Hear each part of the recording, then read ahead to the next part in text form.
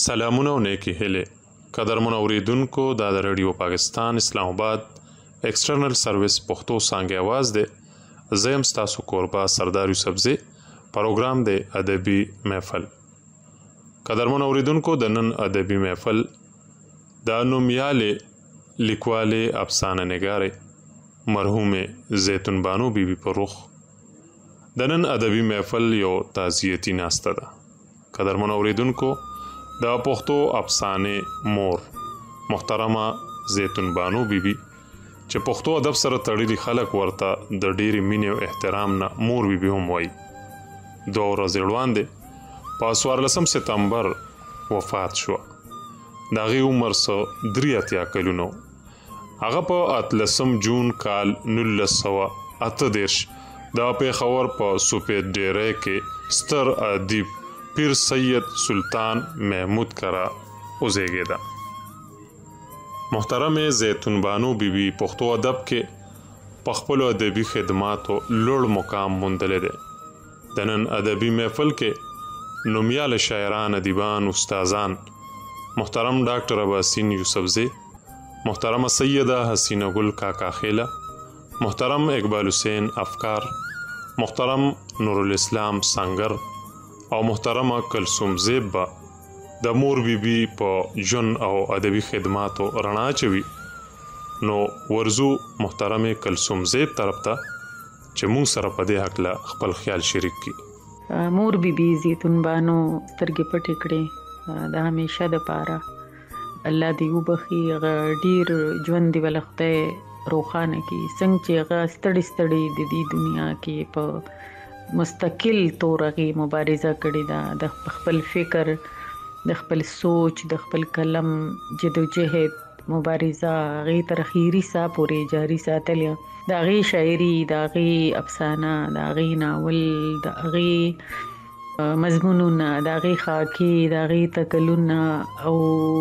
د غي ډراما، بیا د غي اداکاری، د غي صداکاری کم هغه دغه نشته چې په کم سیز باندې به تاسو خبرې کوئ. د فن په کم اړخ په ولا خبرې کوئ او اړخونه ډیر دي، وخت لږ دی. بانو مور د 3 منټو محتاج نه ده. کومنګ په 3 کال کې پاغي لګیا یو د غي د ادب د پاره منډه، د غي مهنت او د غي زیار او کار پاغي خبره ګرانه ده. ډیر اړخونه دي، د یو مور په حیثیت، د یو خور په حیثیت، د یو لیکوال په حیثیت، د یو مبارز په حیثیت. هغه د دې معاشري زمونږ د معاشري هغه اړخونه راوچت کړي دي په خپل افسانو کې چې دا غي تصور سړی لیکوال نشي کولای چې هغه باغی کلم اوچت کی او خبره پیو کی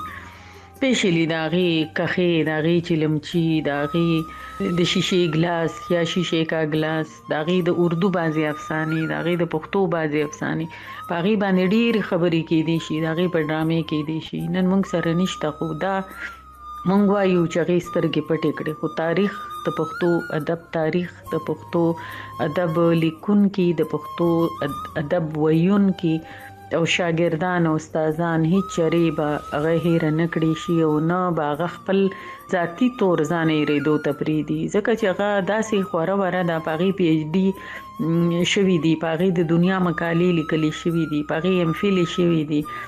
نو داسې ښځه چې پاغي باندې د دنیا په مختلفو ملکونو کې کار شوی دی، انډیا کې شوی دی، جرمني کې شوی دی. نو داسې ښځه به روکېدو ته څنګه پاتې شي؟ د پاکستان داسې د غټ نه غټ لیکوال نه دی، انور سیدید شو، احمد ندیم قاسمی، فارغ بخاری او نور داسې ګڼ شمیر غټ نمونه چې هغوی په هغې باندې لیک کړی دی، باقاعده هغه چاپ شوی دی.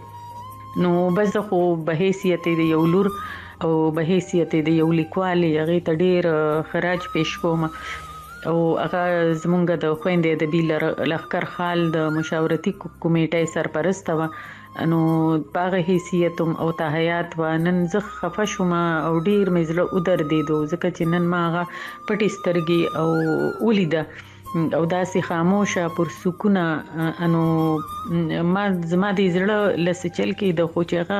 ما وکتل هغې ته داسې پرسکونه وه چې لکه هغه ډېره ستړې شوي او ډېر اوږد مزل هغې کړی او هغې بس اوس ارام موندی.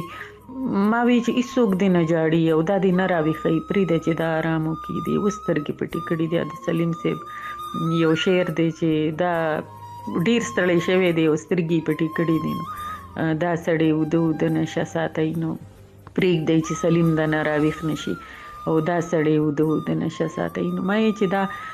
بالکل د بابا هغه شعر دی وخت کې په بانو مور باندې دغه راځي فټ راځي، نو الله پاک دې هغه ټول جان ښایسته کړي او موږ له دې دا توفیق راکړي خپلو موږ له زنانو لیکوالو له چې د هغې په نقش قدم باندې لاړ شو او هغې چې څه کړي دي او پرېښودې دي نو هغه موږ خپل کړو او د هغې عمره کني خو چې دومره یې چې د هغې تر قدمونو پورې ورسو نو هغه به زمونږ دپاره زمونږ د ګټې او د مور بیبي هغه خبره چې زما نه پس به ستاسو په قافلې دا فرض وي چې تاسو به راځئ او ما زما په قدم به قدم ږدئ. نو نن په هغې په ژوند مې ورسره واده کړې وه، نن د هغې د مرګ په ورځ هم دا واده کوم چې موږ به همیشه د مور بیبي په نیمګړي کارونه کوم ته پاتې شوي دي نه به موږ سر ته رسو. الله دې مور بیبي وبخي. قدرمن اوریدونکو دا وه محترمه کلثوم زیب. راځئ چې اوس د محترم نور الاسلام سنگر نه په زیتون بانو بیبي لیکلی شوی نظم وورو. محترم نور الاسلام سنگر. محترم زیتون بانو چې د پښتو افسانې مور وه، ټول ژوند د قلم کتاب نه عبارت و. هسې خو یې هغه شاعري هم کړې ده او ډرامې یې هم لیکلي دي، خو نوم یې په افسانه کې ډېر زیات معتبر دی. د مړینې خبر په پښتونخوا کې په لر او بر لکه د ځنګل د اور خور شو. هم په هغې تناظر کې دا نظم ورته یې روح ته ډالۍ کوم او روح دې یاد وي یاد تل پاتې. د خوبونو شهزادګۍ وه بڼول به یې خوبونه، ایښودل یې د ژوند ناوې په کمسو کې ګلابونه. د ژوندون کیسه کیسه یې قط په قط کړل کتابونه. بې پروا له هر طوفان وه ګورونه د زیتون وه. بې پروا له هر طوفان وه ګورونه د زیتون وه. د تیرو کوڅو په منځ کې بله شمع د ژوندون وه. د ظلمت په تورو شپو کې انګازه د سباون وه. پت پښتو یې تل پاللي پښتنه وه باوقاره. د پښتو افسانې مور وه یو ځانګړې قلمکاره. د قلم قافلې سیاله پښتنه علمبرداره. د لفظونو امیلونه جوړول یې زیست روزګار و. افسانې لیکل یې عزم د خوبونو د سنګار و. پښتانه به پرې ویاړمن وي پرشتمن پېښور ښار و. د خوبونو شهزادګۍ وه بڼول به یې خوبونه، ایښودل یې د ژوند ناوې په کمسو کې ګلابونه. د ژوندون کیسه کیسه یې قط په قط کړل کتابونه. قدرمنو ملګرو دا د ریډیو پاکستان ایکسټرنل سروس پښتو څانګې اواز دی. تاسو اورئ تعزیتي پروګرام د محترمې زیتون بانو بیبي په هکله. نامتو شاعر ادیب محترم اقبال حسین افکار صاحب طرف ته ورځو چې هغې د مور بیبي ادبي خدماتو ته په کوم نظر ګوري. محترم اقبال حسین افکار صاحب. ډیره مننه سردار یوسفزي صاحب، ستاسو ټیم او پروډوسر امین بنگش صاحب ډیره مننه چې په دې مهمه موضوع مو دا پروګرام تابع کو. مور بیبي زیتون بانو د پښتو ژبې د شلمې صدۍ ډیره لوی ادیبه شاعره واو. د هغې د ژوند څیرې مختلف اړخونه دي. هغه پروډوسر هم پاتې وه د ریډیو، هغه ډراما آرټسټ هم وه، هغه هوسټ هم وه، اینکر هم وه، دغه شان هغه استاد هم وه. نو د ژوند د ګڼ اړخونه دي، خو په دې ټولو کې مهم اړخ چې دی هغې په یو نړیوال شهرت یې موندلی. نړیوال به ورته ځکه ووایم چې د په پښتو کې واحد افسانه نگار را چې د هغې د دنیا په نورو ژبو کې ترجمه شوي دي. نو په دې حواله چې نو دا یو ځانګړتوب دی د دغه دور په افسانه نگارانو کې، لکه دا چې د شمار کم افسانې لکه ګل افضل خان او نادر خان بزمي صاحب او کلندر مومند او میر مهدي شاه مهدي واچاو او پس زنانو کې واحد ښځه افسانه نگاره هغه زیتون بانو وه. زیتون بانو د پېښور سپینې وړۍ په یو علمي ادبي کورنۍ کې زیږېدلې وه په کال 1938 کې، او د دې پلار چې نو سلطان محمود باچا دا په خپل هم داسې صاحبزادګان او سیدان کورنۍ د علمي ادبي کورنۍ وه. نو د دې پلار خپل هم شاعر او لیکوالو. د دې ورور سلیم په ریډیو پاکستان منیټرینګ شعبه کې او بیبي چې نو په یو ډېر سخت وخت کې په هغه وخت کې د پښتنو زنانو میرمنو د حقوقو او د هغې په ستونزه باندې خبره کول د چا د وس خبره نه وه. نو د دې ننګیالې دې په منې ښځې هغې دغه پښتنو بېوسه او بېوزله میرمنو له ژبه ورکړه او د هغې ستونزې او د هغې حقونو باندې چې نو ډېر په فني پیرایه کې ډېرې ښې ښې افسانې ولیکلې او هغه دانه بهترینې افسانې وي چې هغه دونه شهرت او دونه هغې ته ملاو شو چې په نړیوال کچ د هغې ترجمې وشوې. بیبي لږ تر لږه چې نو ګڼ شمېر د هغې د افسانو کتابونه دي. یو کتاب یې د شاعرۍ هم دی، خو د هغې د افسانو چې کومې مجموعې دي نو هغې کې هنداره دی، مات بنګړي، ژوندي غمونه، خوبونه، زما ډېري، نیزه وړي او دې سره په شګو کې مزل. نو دا د هغې د افسانو کتابونه دي. او زیتون بانو بیبي د په ژوند MPhil او د هغې هغه خو هم شوي دي، خو په دې کې اکیډمي ادبیات پاکستان د هغې په ژوند په فن او شخصیت باندې پروفیسر ډاکټر عباسین یوسفزي یو کتاب چې نو هغه چاپ دی. دې سره حکومت پاکستان بیبي له هغې د علمي ادبي خدماتو په ترڅ کې صدارتي ایوارډ تمغه حسني کارکردګي ورکړی دی. اکیډمي ادبیات پاکستان هغې له هجري ایوارډ وخت په وخت ورکړي دي او دغه شان نورو سرکاري او غیر سرکاري تنظیمونو هم د هغې د علمي ادبي خدماتو په سلسله کې هغې له اعترافي شیلډونه ورکړي دي. پښتو ادبي سوسایټي هم زموږ اسلام آباد موږ د خدای پاک دا یو توفیق راکړو چې بیبي تقریبا زموږ په 2-3 پروګرامونو کې مشره میلمنه وه او یو پروګرام هغه موږ خصوصي د اشرف غمګین او زیتون بانو بیبي په درناوي کې را جوړ کړو او بیا دی باندې خبرو شو او بیا چیرېنو د ادبي سوسایټي تر طرف په دی لجرینو شیلډونو هم ورکړی شو. نو بیبي ډېره لویه ښځه وه او ډېره مینه ناکه وه او ډېره شفیقه وه. موږ به بس موږ ته به د بچي نه کم هر چا ته به د بچي نه کم بل لفظ نه استعمال او موږ به هغې ته مور بیبي وې. نو بس دا د هغې سره داسې تړلی و دا نوم او نن د هغې چې نو وفات موږ ډېر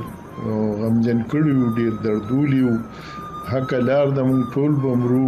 خو ځینې خلکو وفات چې نو هغه بنده ته ډېر تکلیف رسوي او دغه شان زیتون بانو بیبي هم په دغه خلکو نه یو ده او د هغې کمی به تر ډېر وخته پورې احساسیږي الله تعالی دې هغه وبخي مغفرت ته نصیب کړي او تاسو لا د هغې په څېر نور شخصیتونو له خدای پاک ژوند او روغه سټه ورکړي. ګرانو اوریدونکو دا محترم اقبال حسین افکار صاحب اوس د پښتو ادب وتلې او پیژندلې نامه محترمه سیده حسینه ګل کاکا خیل اورو چې د یو زنانه لیکوالې په حیث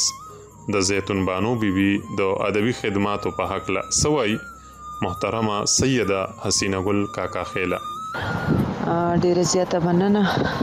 اول خو د ټولو نه مخکې د مور بیبي په وفات باندې د ډیر زیات د غم او درد اظهار کوم، ځکه چې دا زموږ د ټولو مور وه، نه یوازې دا چې دا د افسانې مور وه، دا زموږ د ټولو هغه رایټرانو مور وه چې تعلق یې زموږ د نسل سره نو ډیر زیات به یې نازولو. الله پاک دې د هغې روح ښاد لري او د هغې په ګور دې نور وورېږي. بانو بیبي په یو داسې وخت کې غږ راپورته کړی و د پښتنو میرمنو د حقونو په حوالې سره او د هغې د ژوند کې چې کومې ستونزې دي په د ټولو لیکونو دغه موضوعاتو تقریبا که تاسو وګورئ د هغې افسانې وګورئ د هغې نثري لیکونه وګورئ نو دغه موضوعاتو د هغې چې په ټولنه کې د پښتنې میرمنې کم مقام دی یا پښتانه چې کم بې سواده پښتانه دي یا زموږ د قبایلي سیټ اپ سره تعلق ساتي د هغې فکر و نظر د یوې پښتنې لور دپاره څنګه و هغه به لکه څنګه ټریټ کوله، زوی به څنګه ټریټ کولو، دغه صنفي او دغه چې کوم دي دغه امتیازات نو دا به هغې ډیره به زیاته زوروله که نه د معاشرې دغه څیز به هغې ته ډیر زیات زور ورکولو. نو دغه وجه ده چې د هغې دغه موضوعات موږ ته د هغې په لیکونو کې خواره واره ښکاري او هغې په ډیر اخلاص سره د دې خلاف په معاشره کې یو شعور پیدا کړی، یو آګاهي پیدا کړې وه د خپلو لیکونو په ذریعه د خپلې مبارزې په ذریعه باندې. نو د نیمې صدۍ تقریبا د نیمې پیړۍ نه زیات خدمات د هغې موجود دي د خورو ورو لیکنو په صورت کې او بیا په خاص توګه زمونږ د فکشن د پښتو فکشن مت چې کوم دی نو هغې ډیر زیات غني کړی او ډیر شته کړی. دا به انشاءالله تاریخ ټول عمر یاد ساتي. هغې خپل ځان، خپل نوم، خپل وجود، خپل شخصیت او خپل مبارزه د تاریخ دغه غېږې ته حواله کړي ده او زمونږ راتلونکي نسلونه چې کوم دي نو هغه به د دې نه رڼا اخلي او د دې نه به استفاده کوي. نو هغې خو خپل نوم، شخصیت او فکر په تاریخ کې ځان ته خوندي کو، یو مقام یې جوړ کو. خو زه فکر کوم چې هغه دور په څومره سخت او څومره مشکلات په کله چې بانو بیبي راپورته شوه او هغې په ډیر حساس نظر سره خپلې ټولنې ته وکتل او بیا یې دغه صنفي امتیازاتو ته وکتل او بیا هغې یو مبارزه شروع کړه، یو عملي جدوجهد نه هغه تېره شوه، د مزاحمت نه تېره شوه. نو یقینا چې معاشرې او ټولنې به د هغې کورنۍ ته ډیر بد رد به یې ویلي وي، هغې به دا زغملي وي او ډیر مشکلات او ډیر خنډان به هم دې ته په لاره کې پیدا کړي. خو آفرین شه چې هغې په ډیر تکړه توب او ډیر په نرتوب سره د دې هر څه مقابله وکړه او ځان یې تر دې دمه په ډیر کامیابۍ سره راورسولو. نو یقینا چې چا دومره محنت کړی وي او هغې په شا نه وي کتلي، هغې په مخ کې خپل تګ کړی وي د خپل عزت سره، د خپل وقار سره، د خپلې شملې سره، د خپلې لپټې سره، نو تاریخ دا یاد ساتي. بانو بیبي یقینا د یو داسې تاریخ ساز شخصیت نوم دی چې نن یې مونږ ډیر زیات نیمګړي کړي وو په خپل تلین باندې، خو بیا هم ډیر زیات ډاډه یو چې په دې مت کې هغې کوم خدمات کړي دي او د هغې خدمات لکه د غره غوندې ښکاره دي. نو انشاءالله دا زموږ د پښتو ادب د پښتو ژبې دپاره یو لویه شتمني ده او ډیر زیات خفه یو، ډیر زیات نیمګړي یو. د هغې مینه لکه د یوې مور وه د ټولو بچو دپاره، د پښتنو لیکوالو دپاره، د شاعرانو دپاره یا مطلب د خپلو ټولو کشرانو دپاره چې هغه ډیره یو شفیقه مور وه، یو ډیره رحمدله مور وه او ما خو په خپل ځاني خدشته چې هغه کلم خپل سینې ته خپل غیږ ته نږدې کړی منو هغه د خپل مور هغه تودواله مې محسوس کړی دی او ما هغه مين او شفقت مې محسوس کړی دی نو نن موږ ډیر زیات خفایو چې دغه سوري نه د تل د پاره مونږه محروم شوي یو او بس دعاګانې ورته کوو چې الله تعالی دې هغه ته د کړي خدمت اجرونه ورکړي او الله تعالی دې د هغه روح یا خاد لري آباد دې خدای لري خوشاله دې خدای لري د هغه روح ته دې پټي ضرر نه رسي او بس مونږ ته خدای توفیق راکړي خدای دې وس راکړي چې دا غي ستاینه وکړو نو په ژوند خدای ستاینه شوی دا زدا نه ویم چې نه د شوی خو لکه څومره چې دا غي خدمات او څومره چې دا غي کار نو په دې لحاظ سره نه دا غي ستاینه شوی دا او نه دا غي اعتراف شوی دی بهرحال اوس د خدای مونږ ټول ته دا وس راکړي چې مونږ بانو بیبي یاد اوساتو او په خنو می اوساتو ان شاء الله په خنو به دا ژوندې وي زموږ د ټولو په منځ کې به ان شاء الله دا وي دا به بیا تکراریږي د دینوم به بیا تکراریږي د دې د خدماتو ذکر وکيږي د دې د مبارزې د دې د مزاحمت ذکر وکيږي ستاینه وکيږي نو دا ټول زموږ د پاره د خوشحالي او د اطمینان خبرې دي یو واره بیا د هغه د ټولو کورنۍ سره او بیا د هغه د ټولو ادبي روزونکو پالونکو بچو سره زه ډیره زیاته د خواشینۍ څرګندونه کوم او دا زموږ د ټولو شریک غم دی دا زموږ غم هم دی او دا د پښتو افسانې غم هم دی چې هغه ډیره زیاته یتیمه پاتې شو نو الله تعالی دې هغه روح خاد لري ډیره زیاته مننه دا وا محترمه سیده حسینه ګل کاکا هیله قدرمن اوریدونکو صدر محفل نامتو شاعر ادیب استاد محترم ډاکټر اباسین یوسفزی صاحب طرف ته ورزو چې د مرحومه بیبي په حق لا داغي د ادبي زیار په حق له سوي محترم ډاکټر اباسین یوسفزی صاحب السلام علیکم پنځن ورځ باندې پښتو ادب د یو داسې زنانه لیکوال نه محروم شوه دی چې هغه نه صرف د سړو سره اوګه په اوګه باندې په ادبي دنیا کې زغل کړي دی بلکې په داسې موضوعات او افسانې لیکلي دي چې دغه موضوعات دغه نمخ کې سړو لیکوالانو هم نو لیدلی او نه چړلی زيتون بانو محترمه د پښتو ادب خاتون اول یا فرست لیډي په دی وجه یادېږي چې هغه نه आवाज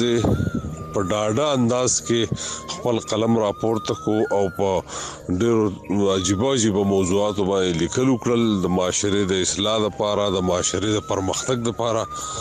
بلکې هغه وګ په وګ د سړو سره په ادبي دنیا کې زغل هم وکړو د دې مخ کې سین بیبي او الفت بیگم درد غوندې شاعران تیر شوی خو دا غي هم دومره کردار او شدای قلم په ادبي دنیا کې خطوند او تاندو او په جسمانی توګه غي نه حاضرې نو د زيتون بانو بیبي دغه کار او زیارت کومه وګورو نو هغه بلا تومتونه بلا تکلیفونه بلا سخت غاللې دي او ځانه په ادبي دنیا کې ژوندې ساتلې دي او بشمیر ایوارډونه غستې دي او د کې صدارتي ایوارډ هم شامل دي د دې سره دی په اردو افسانه کې یا د دې افسانې ترجمه شوې دي یا اخر کې تبازاد افسانې په اردو کې لیکلي دي نو په اردو افسانه کې هم ځان په خلکو باندې منلې او دا د زيتون بانو بیبي او کمالو چې هغه دغه په قلم کې داسې جادو چې مقامیت او قومیت سره د خپلو چارچاپیره مسایلو ډېر زبردست حل په دغه لیک کې په دغه قلم کې موجود دی نو زه غواړم چې زيتون بانو زمونږ یو تاریخ سازه لیکواله ده او الله دې دغه برکات لري الله دې هغه له جنتونو ورکي او داغي دا کار او کردار چې ده د زمونږ د نو زنانو لیکوالو لپاره یو داسې سنگمیل چې هغه دې ته ګوري او د دې په ذریعہ باندې یو تحریک مومي نو دا یو ډېر لوی خبره ده بل دا چې زيتون بانو بیبي چې دا هغه په باقاعده توګه په میډیا کې هم زنانو لاره واره کړی دا او د ریډیو د پروډوسر په حیثیت باندې دا وړمبې پښتنه لیکواله او چې هغه ډاډه کار کړی دی او ډېر ښه پروګرامونه پروډوس کړي دي او ډېر مودې د ریډیو پاکستان په خبرونه د خپل نوم او د خپل قلم جادو ښکارا کړی دی نو زیتون بانو نه یوازې زمونږه لیکواله ده بلکې یو داسې متحرک مصلح هم ده چې د معاشرې دننه خاص کر د زنانو سره د کېدونکو امتیازي رویې او د زنانو په مسایلو باندې ډېره ډاډه خبره کړې ده او دغه ډاډه خبره کول د هر چا د وس کار نه و. ګرانو اوریدونکو دا محترم ډاکټر اباسین یوسفزی صاحب چې د محترمې زیتون بانو بیبي په حقله د هغې د ادبي خدماتو په حوالې سره موږ سره خپل خیال شریک کو. تاسو د تعزیتي ناسته کې محترم ډاکټر اباسین یوسفزی صاحب، محترمه سیده حسینه ګل کاکا خیله، محترم اقبال حسین افکار صاحب، محترم نور الاسلام سانگر او محترمه کلثوم زیب واوریدل. دا پروګرام وخت په ختمېدو دی. د پروګرام پروډوسر محترم محمد امین بنگش، زیم ستاسو کوربه سردار یوسفزی. دا پروګرام ستاسو په خدمت کې د ریډیو پاکستان اسلام آباد ایکسټرنل سرویس پښتو څانګې له طرفه وړاندې کړی شو. نومیالي مړه شي خو نومونه یې ژوندي پاتې شي، درانه نومونه